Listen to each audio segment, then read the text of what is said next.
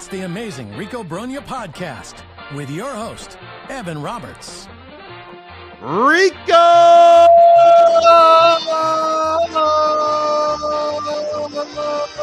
Brogna. Well, we've got a few things to talk about. We have a very active Rico Brogna. We are recording this on Friday night, so if you're listening live or watching live on YouTube, how the hell are you? It's been a very crazy night. If you're downloading and listening on the pod on Saturday or Sunday, there may be other things that have happened since we did this podcast. But on Friday night, the New York Mets brought in another former Yankee. They signed Clay Holmes to a 3-year, $38 million contract with an opt-out after year 2. When I saw this move, and I happened to be checking my phone because I got home, hanging out with my kids, Friday night SmackDown is on. I happened to look at my phone very briefly, and I saw Clay Holmes to the Mets. And I started speaking out loud to my phone and to my family. Is he a starter? Is he a reliever? Is he a starter? Is he a reliever? I was also screaming something else. I actually have audio of it. I don't know if you guys want to hear it because my first reaction is, wow, I can't believe Clay Holmes is a Met. So it sounded something like this.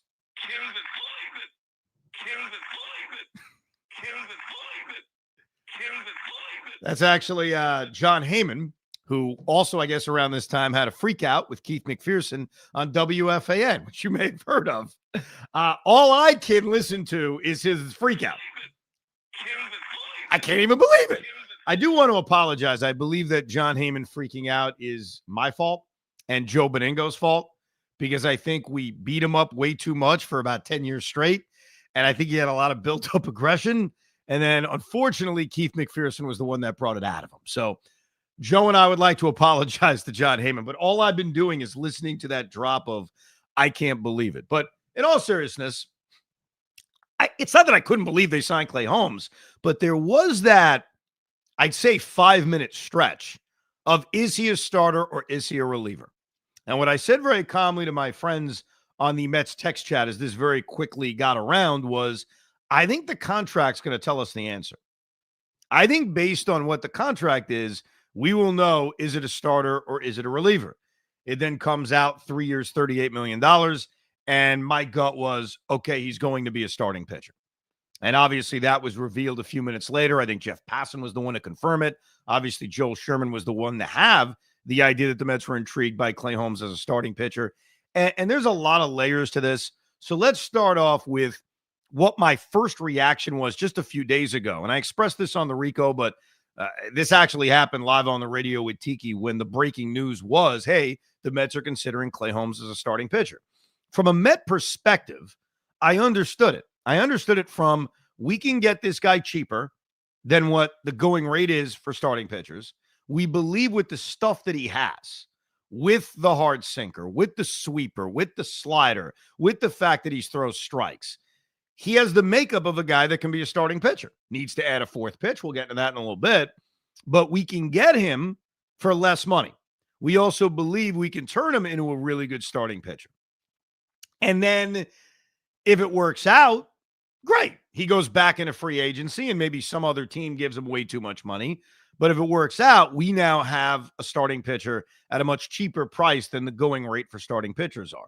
All you've got to do is look at Frankie Montas and even Matthew Boyd. Look at the money they got.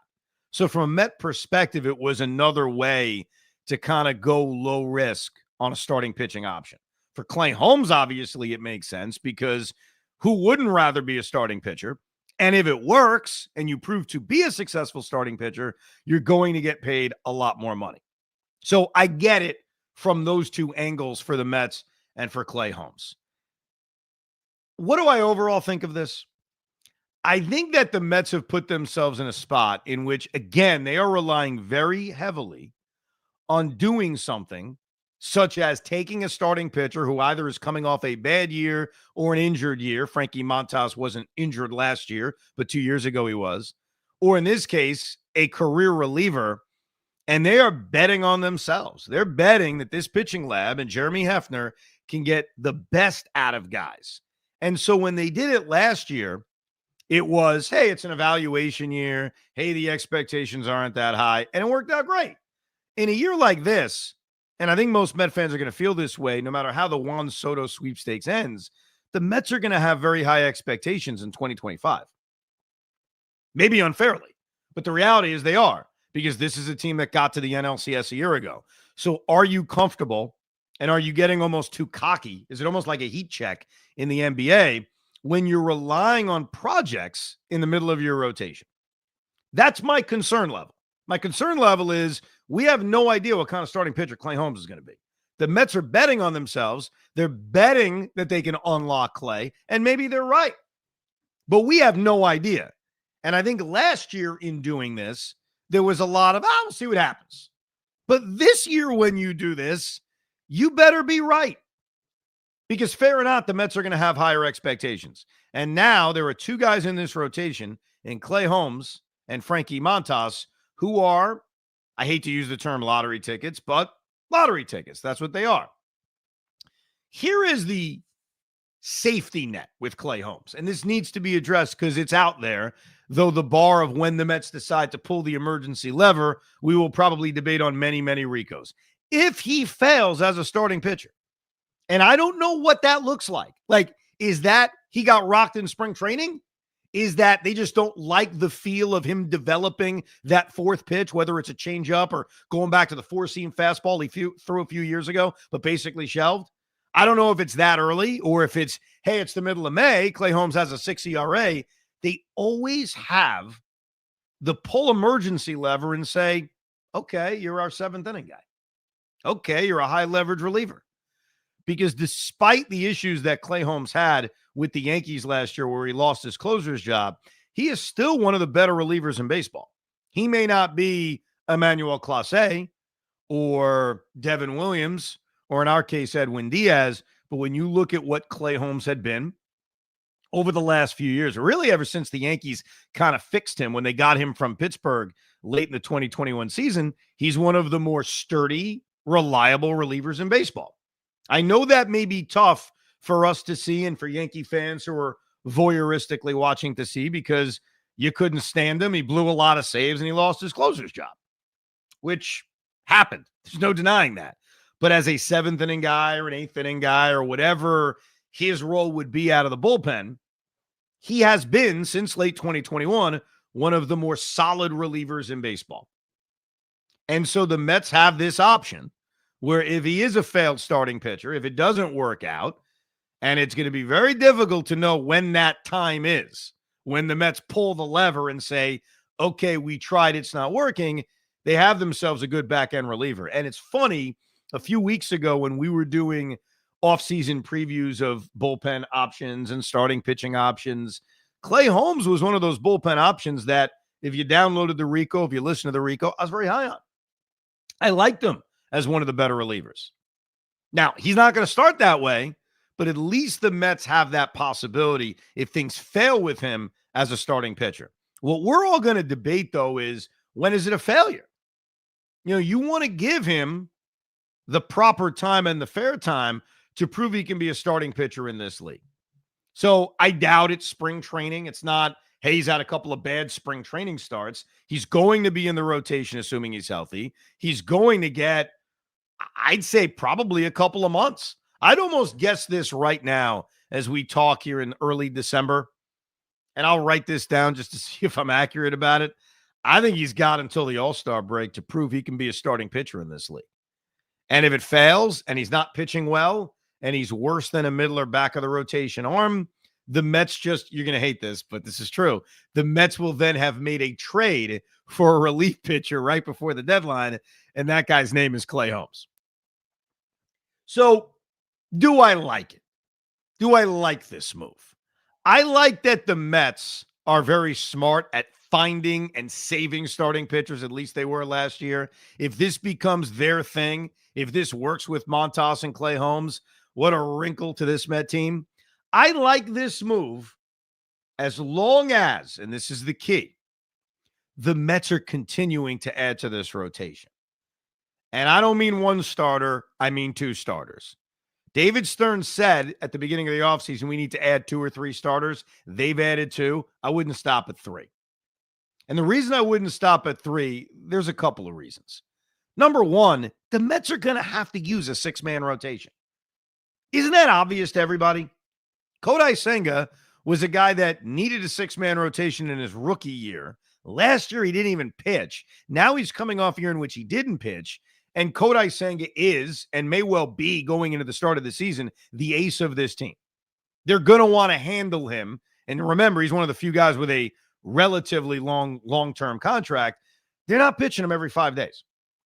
So number one, you've got your ace as of right now who needs a 6-man rotation. Number two, when you're dealing with as many lottery tickets as the Mets now are, with Montas and Holmes in, Severino absolutely out, more on him in a little bit, Quintana and Minaya maybe to probably out, don't you need more lottery tickets? So here's the way I look at this. I want Corbin Burnes. A lot of people disagree with me. I think the Mets disagree with me. It doesn't even look like they're interested in Corbin Burnes. I would be willing to take that risk. I'd be willing to say, hey, I'll go 6 years. I'll pay the big money and the long term for an ace, hoping he is the ace. And then I've got all these high upside pieces right behind him. But if it's not Corbin Burnes, it needs to be somebody reliable. Is Sean Manaea that guy? I go back and forth on it. Like, there is a part of me that thinks maybe Sean Manaea did click last year, and giving him a 4-year contract is not the craziest thing in the world. I think anything more than that, it is crazy.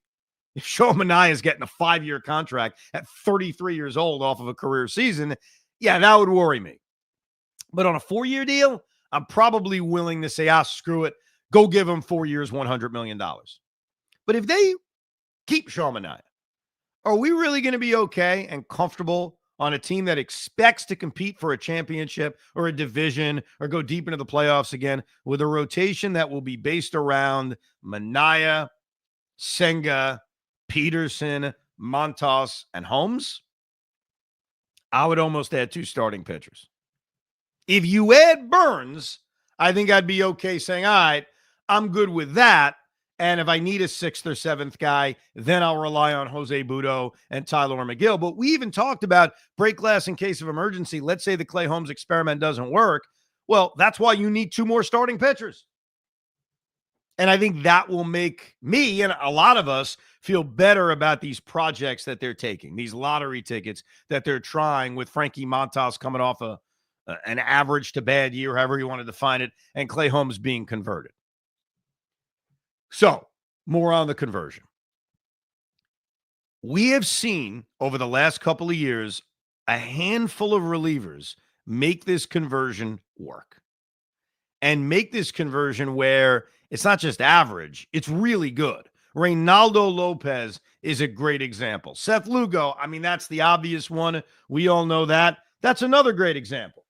And by the way, wouldn't this be a chance to exercise the demons of Seth Lugo becoming a Cy Young candidate, that the Mets go out there, they bring in a reliever that you never thought of as a starting pitcher, and now he comes out and he turns out to be like a Cy Young candidate or something like that. That'd be the ultimate. But we've seen him do it. We've seen a bunch of guys do it. And if you look at Holmes' arsenal and you see a sinker that he threw 56% of the time, that he got a ton of ground balls on, which is something nice to get out of a starting pitcher, a ground ball pitcher, a guy who's going to come in and get tons of ground balls to shortstop, ground balls to third base. I think when you're looking for the formula of a good starting pitcher, you want a guy that gets ground balls. You want a guy that gets strikes. You know, the swing and miss stuff is nice, but I don't think it's as important when you're talking about a starting pitcher. He's got good velocity on his pitches, but his sinker was his predominant pitch, and he threw it about 56% of the time. Hell of a weapon. He's got a slider that, I have to look this up on Baseball Savant. In fact, I have it in front of me so I can look back. It feels like his slider was used a lot more a couple of years ago. Yeah, a little bit. In 2021, he probably threw it the most, shelved it a little bit in 2022, and then it's risen in 23 and 24. And the other pitch that he throws an awful lot now is his sweeper. He used to have a curveball.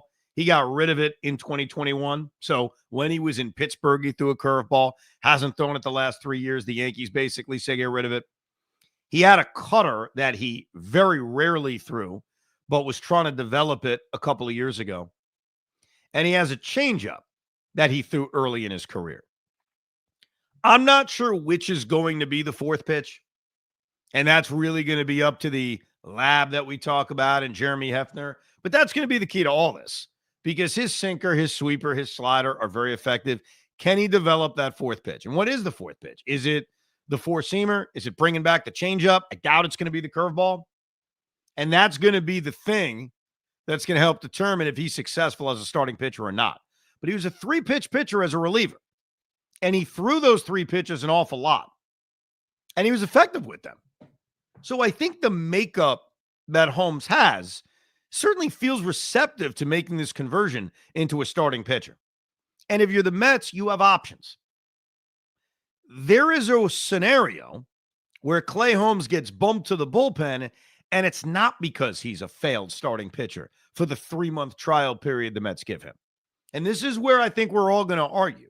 This is where I think, and I'm not talking about Mets Twitter or calling up WFAN or writing the Rico, but just in general, like I'm sure this would be an internal discussion the Mets are going to have. I'll paint you the scenario. Clay Holmes is in the rotation, and he's okay. He's fine. He's a suitable fourth starter. Okay? He's pitching fine. 5 innings, 2 runs, 6 innings, 3 runs, 5 1/3, 3 runs. Gives you 5 or 6 innings, keeps you in games. He's okay. He's a typical 4th or 5th starter. And the Met bullpen's a disaster. Dednell Nunez isn't healthy. Reed Garrett can't get anybody out.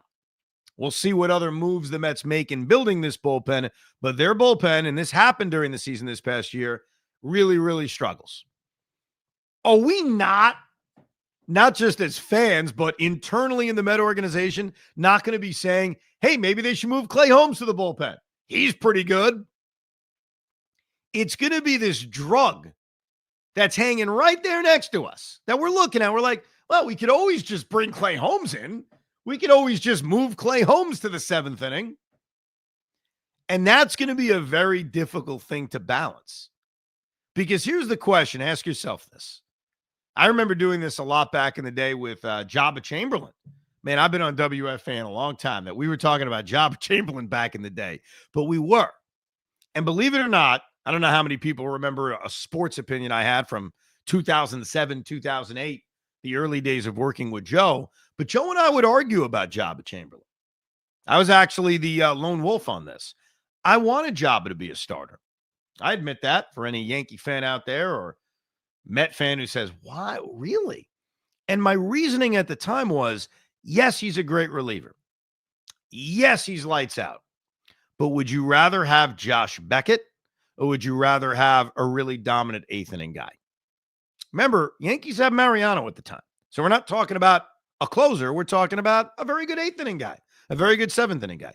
Would you rather have that or would you rather have Josh Beckett? And I think the reason Josh Beckett was my example was think about the time frame and think about where he was. He was on the Red Sox. He had beaten the Yankees a few years earlier in the World Series. And so whenever I would frame the argument that way, Joe would say, well, the starter. Like, how could he not as an old school guy? But what ended up happening was Jabba didn't work as a starter. They sort of tried. They jerked him back and forth. I think the Yankees deserve a lot of blame on this, but he never proved to be an ace. So it's a hypothetical. Like, would you rather have Clay Holmes be a really solid number 3 starting pitcher versus a lights out 8th inning guy for Edwin Diaz? Like, think about that. And I know what your answer is going to be. Your answer is going to be, well, tell me about everybody else. Like, what's the rest of the rotation like? What's the rest of the bullpen like? I don't know, because we don't know how Mendy and Stearns is going to handle this, how much they're going to base that decision on need. If their bullpen is struggling, Clay Holmes is pitching fine. I said a 4th starter. Let's say a little bit better than that.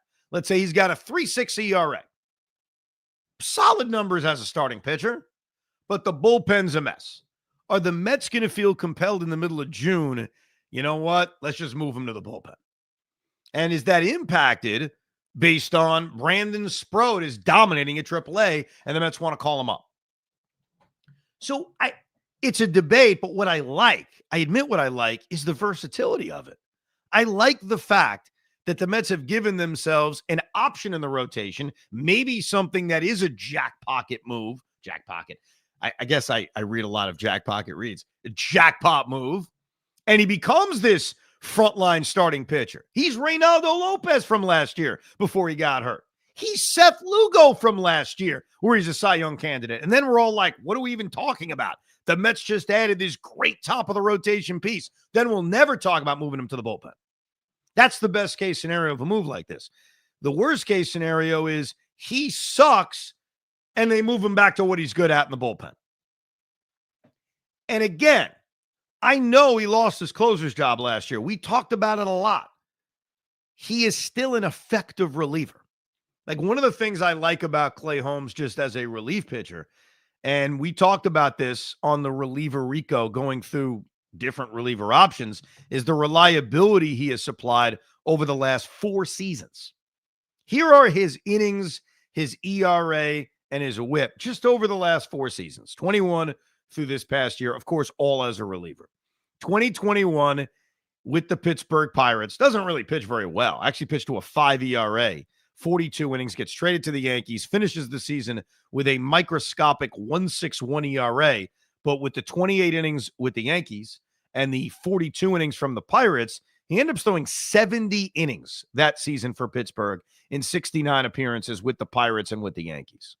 You combine the ERA, it comes down to a much more respectable 3.60, but it was the tale of 2 seasons. In 2022 with the Yankees, he makes 62 appearances, goes to the All-Star game, 2.54 ERA. In 2023, again, 66 appearances, 63 innings, 2.86 ERA. And then last year, where he was the closer for a big chunk of the season till it was taken away from him, and it turned out to be a pretty good decision because Luke Weaver's awesome. 67 appearances, 63 innings, 3.14 ERA.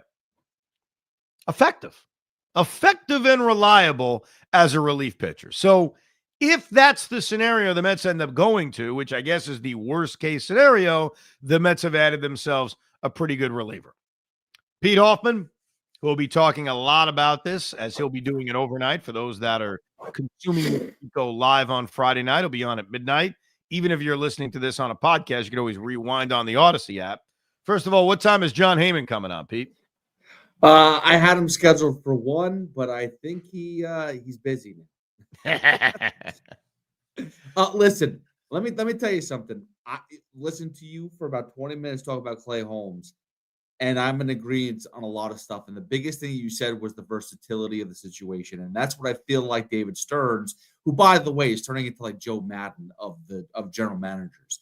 I mean, this is like straight up out of Joe Madden's book. Is like, let me see what crazy nonsense I could think of, and if it works, it works. But the fact is, they are looking at ways to be flexible because you don't know what you have in these prospects. Like, you're right, Sprout could come up and he could set the world on fire, and we have to call him up soon. And maybe you have too many arms, but you never have too many arms. And if Clay Holmes is not the guy, that's fine. You put him in the bullpen, but you have that flexibility, and they love it. Here's the other thing too, though, and one I don't think you mentioned it. Maybe you did. The Mendoza factor.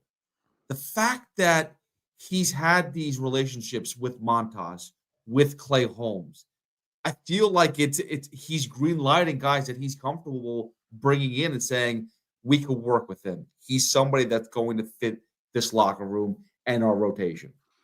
Yeah, I don't think it hurts that Mendy, because I know the joke is, wow, the Mets signed another former Yankee. I get that, and they've signed a lot of former Yankees. There's no denying that, from last year to even this year, and I'm sure that plays a role in it.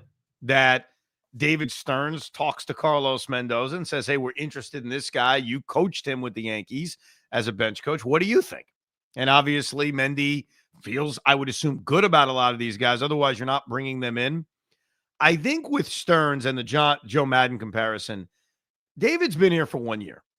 Okay. I think everything he did in Milwaukee, it's great. I respect it. I appreciate it. We as Met fans are going to judge him on what he's done here.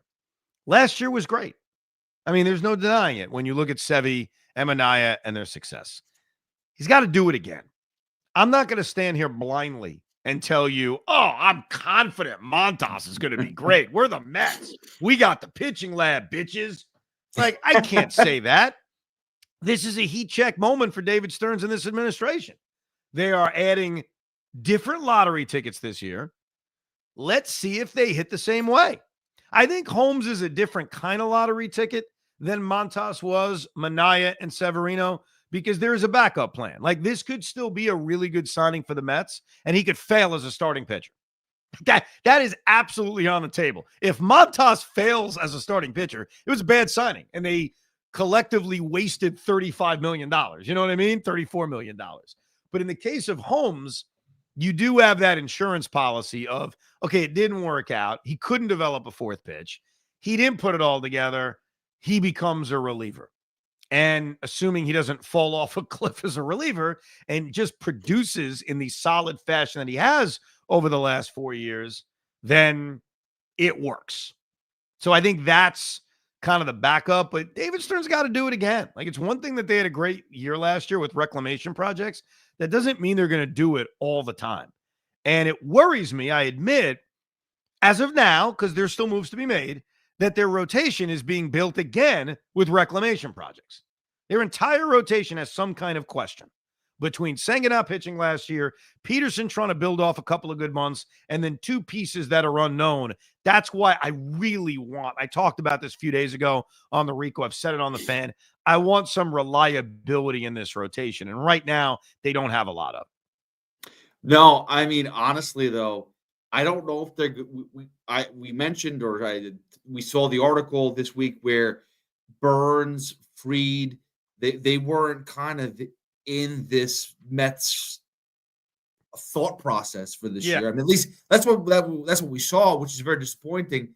I mean, but would you think of like a Charlie Morton now? Would you be interested in him for another 1 year project? Charlie Morton gives you reliability, so I can't argue that. The problem is he's 41 years old, and you don't know when that reliability is going to run out. Here is a long-term sort of concern, but also a short-term concern. I know that you could pick apart Corbin Burns.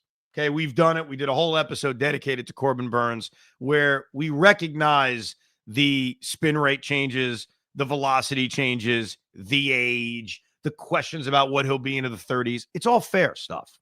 I'm not saying it isn't.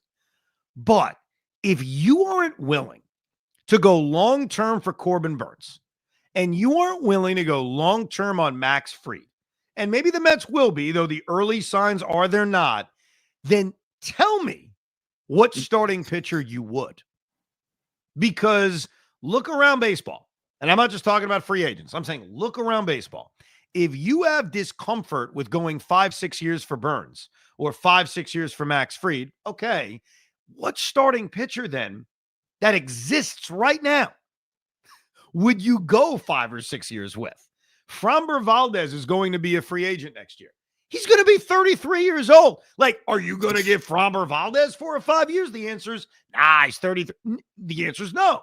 Shane Bieber, and we'll get to some of the news over the last few days, including Severino's decision, but Shane Bieber just re-signed with Cleveland on a 1+1 deal. 1 year. Let's see how his recovery is from Tommy John, and then a second year. Let's say Bieber's amazing in the second half this year. He comes back. He dominates the way he dominated the first 3 or 4 starts this past year. You're going to be comfortable giving him 5 or 6 years based on the fact that you aren't with Burns and Fried. What makes you think that you will? So the Mets are telling us, or at least David Stearns is telling us, they will never, I mean, I'm seriously, like, never give a starting pitcher a 5-year contract. Because if you're not doing it with this crop of free agents, when are you ever doing it? No, I think you nailed it right there. I think that David Stearns and company have realized starting pitching is like the new bullpen. They're year to year. They really are. And you can't give a huge contract. Even like, look at Garrett Cole. Look at Garrett Cole. But Pete, the Garrett Cole contract has been an insane success. I'm not saying it's not. It's been an amazing success. So using that example would just tell me, yeah, on the right guy, go long-term, because Garrett Cole's contract has been amazing when you look at what he's done over the first 5 years of it, 2021, 22, 23. Yeah, first 5 years, guy's been amazing. Okay, but he could have opted out, or he tried to, manipulate more money. But here's the thing: is now isn't the bad part of the contract because he's already been injured once, was out for half the season. Is that going to be a new trend? I'm going to tell you something right now, and this is sort of a different debate. Maybe Yankee fans, again, who are voyeuristic would have an opinion on it. I think that no matter what, that contract was a success. It's a 9-year contract that Garrett Cole signed. First of all, Corbin Burnes is not getting 9 years, okay? He may get 6, and he's a little bit older than Cole, but he's also thrown fewer innings than Cole. At that point of free agency is what I'm saying. And again, we went into detail on this during the Corbin Burnes episode, which you could download into the archives, where all we did was talk about him. Garrett Cole giving you 5 really good years out of 9, I'm sorry, that's what free agency is.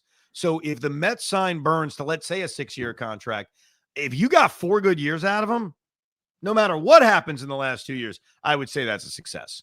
So I understand why you don't want to give starting pitchers long-term deals, but my impression is it's just never going to happen because Burnes and Fried, specifically Burnes, in my opinion, would have been the guy to do it. And when you look ahead to free agency over the next couple of years, it's not going to happen. I know there are other ways you could add starters, whether it's trades or obviously developing your own guys, but free agency is easy because you literally write a check and you get the guy. Okay, so this is the stupidest thing in the world, and we're going to touch on Severino, but I have to give this comp because Luis Severino signed the biggest contract as an Oakland A.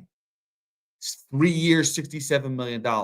Remember the years that they had Barry Zito, Tim Hudson, Mulder was there. I'm trying to remember the other pitchers, but they had like this great pitching crop. They paid none of them. Yeah. I know they grew them. Well, they were a small market team, though. They didn't pay him because they didn't want to. They didn't pay him because they didn't have the money or chose not to spend it, obviously. Okay, but David Stearns grew up in that area aspect too with the Brewers. He's not looking to spend in an area where he thinks it's a crapshoot sometimes year to year. I think it's going to be very difficult to have sustained success when every year is going to be such changes to your rotation. Look at this rotation and what it's likely to look like. It's going to be very different. One thing we know for sure is that Severino is not coming back. Obviously, Severino signed that contract with I was going to say the Oakland A's. I can't say that. The Sacramento? Las Vegas A's. I can't. Yeah, the Sacramento A's. I can't say that either. I like Luis Severino. He had a very solid year last year. I would not have given him that contract. I wouldn't have. I think the Mets made the wise decision cashing out on their lottery ticket, collecting the sandwich draft pick that they're going to pick up, and basically wishing Luis Severino all the best. I remember even saying during the course of this season that no matter how good Sevy is, I'm not giving him a long-term contract. Granted, this wasn't the longest of long-term contracts, a 3-year deal with an opt-out. I think he has an opt-out after 2, if I'm not mistaken. I'm trying to there's so many contracts have been signed recently. I'm trying to remember. I know Clay has an opt-out after 2 on this 3-year, $38 million deal. But when I saw what Sevy got, first of all, good for him. I mean, seriously, as a human, with all the failures that he had over the last few years with the Yankees, being injured and being the worst pitcher in baseball, as he called it, I'm happy for the guy as a human being. And he knows he's going to a disaster. He knows he got his paycheck, and he'll probably be traded in a couple of months, maybe back here. Who knows? When the Met bullpen's a disaster and Clay Holmes has to be moved back to the bullpen, here comes Sevy. You know what I mean? But I definitely agreed with David Stearns making the decision to say, all right, Sevy, thank you for your time. We're going to let you go. We're going to let you go to Oakland. So one thing we know for sure in rebuilding this Met rotation is Sevy's gone. I think Quintana's gone, but I'm warming up to bringing Quintana back because what Quintana brings is what I think this rotation needs, and that is some level of certainty with a guy that's going to eat innings. I'd argue that Quintana gives you that maybe even better than Minaya. I think Minaya gives you probably the upside based on how well he pitched down the stretch last year. But bringing Quintana back wouldn't be the worst thing in the world. It just means the Mets are throwing a very average-ish rotation at you. But I think the formula for this team to be successful this year is going to be, hey, they've got an average rotation, but they can score a lot of runs. And that's where the eventual Juan Soto decision is so big and so huge, because I think the identity of this team is going to have to be scoring runs. But in terms of what Sevy got, I wouldn't have matched it. I'm okay with letting him go. The beauty of offering him the qualifying offer and him not taking it is the fact that the Mets are able to at least get that sandwich pick that we talked about. So to my fellow Met fans, I don't know how you guys feel. I was okay with it, but it does leave 2 spots in this rotation that need to be filled. By the way, I need to read this email to you because it made me laugh, and I want everybody to hear it and they can consume it and say, oh, yeah, it's a good point. Matt Schlesinger writes, Heyman, WFAN, hurts our chances. Comes down to the Mets or another team, and John Heyman tells Scott Boras, and therefore Juan Soto, I've dealt with this crap at WFAN for years. You don't need it. Stay away from that toxic pit of negativity. And he ends up in LA or Boston instead. You cannot tell me that's not a distinct possibility. So Matt is concerned that John Heyman is going to somehow deliver Juan Soto to the Boston Red Sox or the LA Dodgers because John hates the fan and the New York fans. I think he could take a deep breath. I think we'll be okay.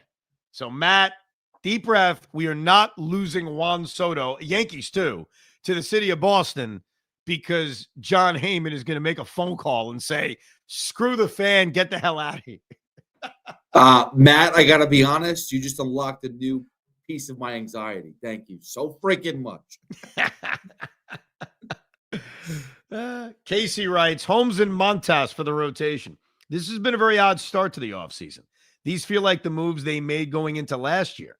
Guys with some upside, but no sure things. I understand the short-term deals and not getting stuck with massive starting pitching contracts, but this club needs an ace. The plan worked in 24, but you can't get lucky and hit with everybody like they did with Minaya and Sevy. I want to believe in Stearns and his vision, but hope isn't a strategy. They need something concrete and solid. Obviously, Soto is still the key, but I repeat, they need an ace. Thank you. Keep the Ricos going. I agree with the sentiment that I'd like an ace. And if it's not your traditional ace, a guy who feels like a top of the rotation arm. Kodai Senga can be that guy. He was that guy 2 years ago. Maybe David Peterson can be that guy based on the way he pitched over the last few months. And certainly one of the young pitchers can develop into that. But you are right. And I think this is just my overall concern. They're taking risks again. And if they hit again, great. Mets are back in the playoffs. But if they don't hit again, that's the concern. That's the major, major concern.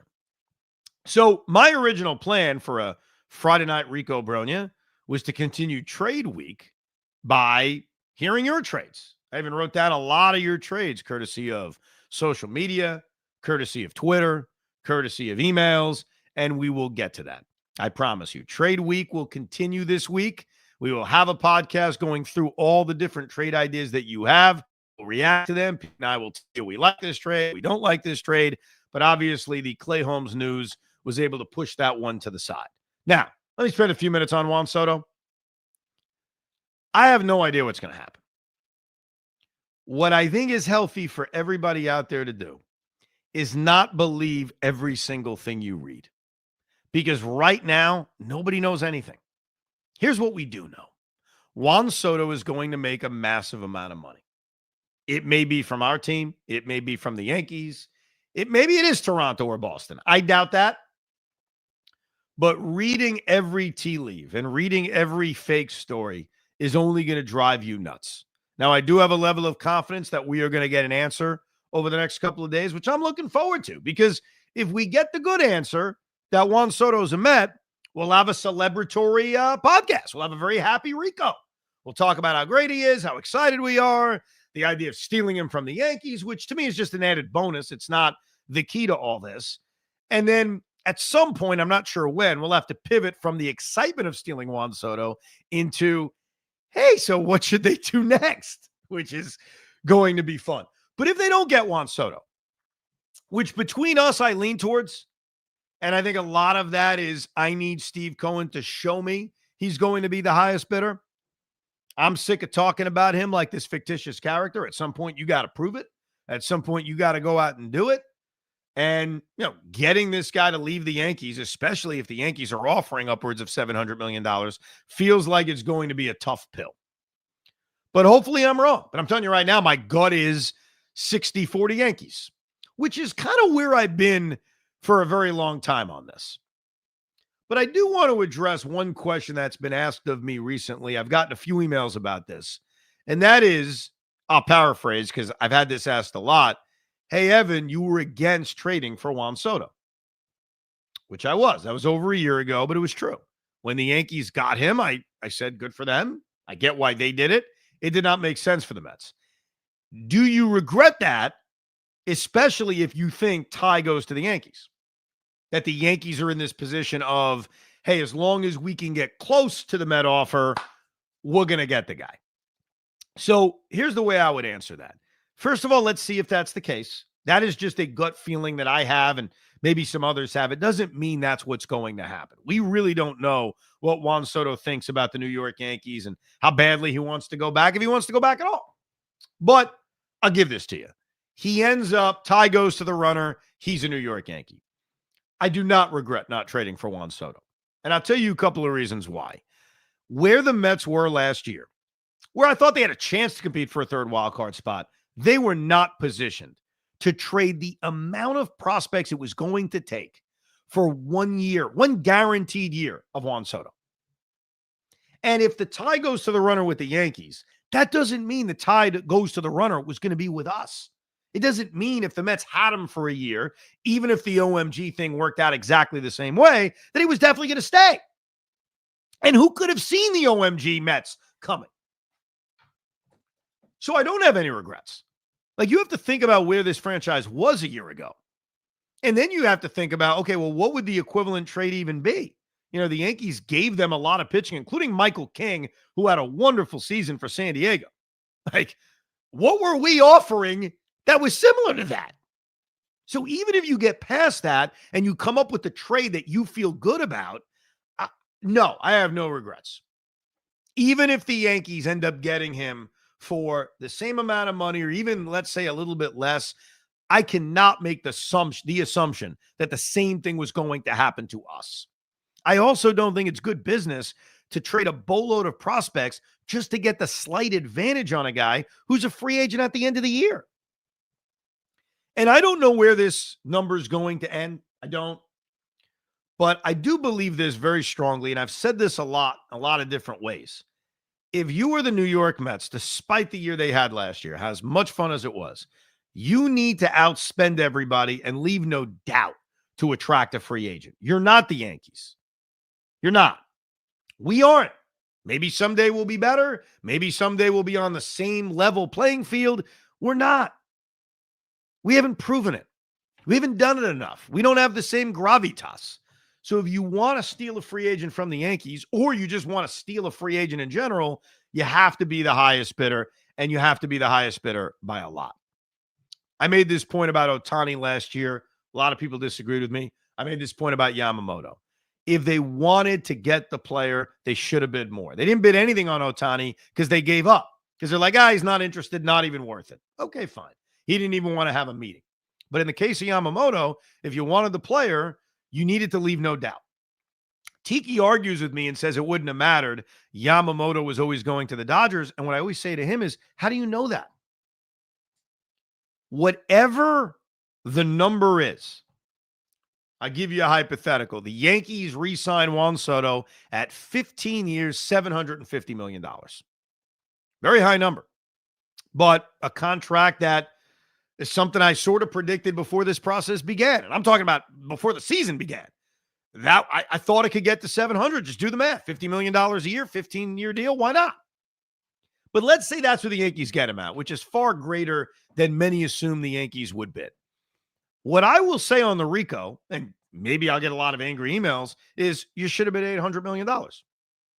You needed to be the highest bidder by a lot. Otherwise, you're always going to have a tough time getting said player. What's too much? I'm sure people are thinking that. Like, come on, Evan, $800 million? Well, let's think about it this way. Is $53 million a year that crazy? Is it that over the line when you look at some guys like Aaron Judge making in the 40s? $53 million over the course of a 15-year contract is $795 million. You've basically got to the 800 figure. So $53.5 million over 15 years, boom, $800 million. So would I offer Juan Soto $15,800? I think I would. And if you think I'm nuts, start thinking about the backup plan. If Juan Soto's not a New York Met, the plans are not nearly as good. Go get the player. Thoughts, questions, comments, you can always email us, thericob@gmail.com, thericob@gmail.com. Thank you very much for downloading Rico Brogna. We got a lot of Ricos coming up this weekend. It's going to be an active weekend. When Soto signs, whatever team it is, we will do a Rico Brogna as fast as we can. Life can sometimes get in the way. We've got a very busy Saturday, so it may not be immediately, but we will do our best. Pete's very busy as well. We will do the best we can to give you a Rico as soon as that happens. We will have our trade editions, which includes going through your trades that people have come up with. And also, we've got some fake Met Yankee trades. Me and Chris McMonigal, who does overnights of WFAN, will go through a bunch of those as well. So a lot of Ricos over the next few days leading up to the winter meetings. Again, you can interact with us anytime, thericob@gmail.com. Thank you very much for listening, subscribing, and downloading. And oh, by the way, Pete Hoffman, midnight on WFAN for those watching live. And for those that are behind, you can always rewind on the Odyssey app. Check out your boy Hoff. Show him some love. Thank you for listening to Rico Brogna. We hope you enjoyed this episode of the Rico Brogna podcast. It's amazing, isn't it? Make sure you download it now to keep it on you at all times.